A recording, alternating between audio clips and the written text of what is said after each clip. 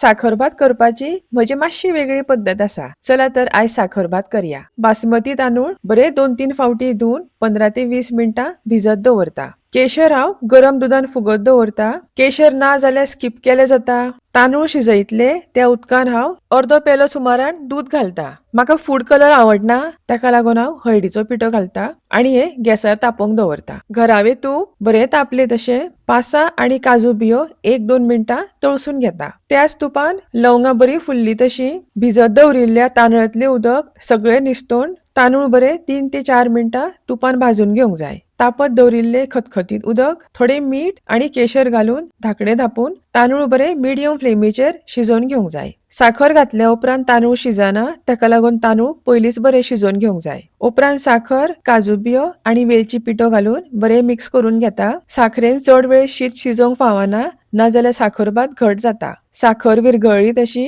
Gas बंद करून धाकणे धापून साखरभात बरो 15 ते 20 मिनिटां सेट जावपाक दिवंक जाय. आनी सोबीत असो साखरभात तयार आसा. एन्जॉय.